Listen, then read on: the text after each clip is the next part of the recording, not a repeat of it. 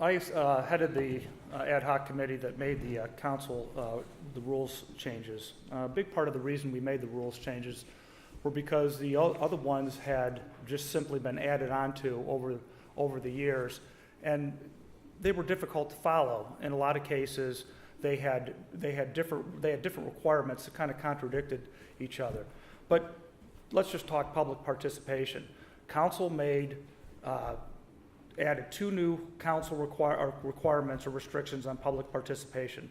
Number one, citizens cannot come into council and give raw sales pitches about purchasing this product or this service. And number two, people cannot come in and lobby for their own personal candidacy for public office. Can you lobby for an issue and ask this council to take a position? Yes, but not an individual candidacy. Those are the only two restrictions that were added to the council rules with this rewrite. I think the updates were certainly needed. As Grant had mentioned, the rules, quite frankly, that we were working off of had just been retyped over the years. If nothing else, we needed to go back through and reformat them so people could understand them. The part, Steve, that you talk about as far as making a chilling effect on the meetings, I don't think that is founded at all.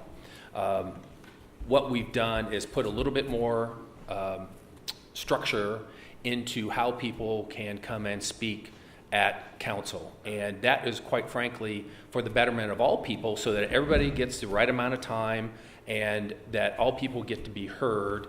And also, we've got to be able to continue to maintain decorum in the meeting and continue to move forward as a city. So I think the rules that we're putting into place, the small changes that we have made, are very good and will help us to maintain good decorum and still give people all the time that they need to express their opinions. Well, after 47 years as news director at WFIN and WKXA, and more than 5 years on city council, I've estimated I've attended 12 to 1,300 city council meetings. Never until the past year have we ever had to have armed uniformed police officers in our council meeting to maintain decorum. You cannot go before the state legislature, the U.S. House or the U.S. Senate, and talk about anything you want ad nauseum or ad infinitum, however you want to describe it. There's no reason that people should be able to come to council and talk about things that are totally beyond what is being discussed. We had a great discussion, a terrible discussion, as a matter of fact, a few months ago, about a housing code, which nobody had ever even suggested, that somebody got that idea and brought a whole bunch of people to council, most of whom were embarrassed because they were brought there on false pretenses. I believe they've improved meetings to the point where they can get them over within about an hour. But as far as the public's already limited to 4 minutes, so that's understandable too. But when the public is not allowed to direct questions to individual council members, well, then they're not held accountable for their actions. So I don't want to be a part of a government that the people in charge don't have to be held accountable for whatever they do.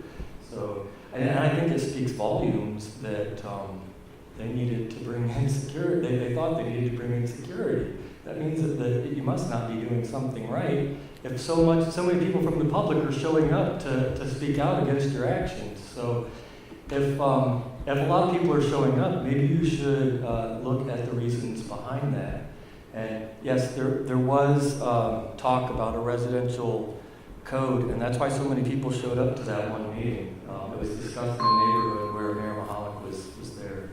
The rules have been in place for a couple of months now. How are the meetings going? Have we stifled public participation? Is the public still being able to be heard? The purpose of council meetings are to do the citizens' business, the city's business. We still entertain and do get public participation. We'll hear from one gentleman tonight. He's already on the agenda. The public is always welcome to come to a council meeting and let us know what you think.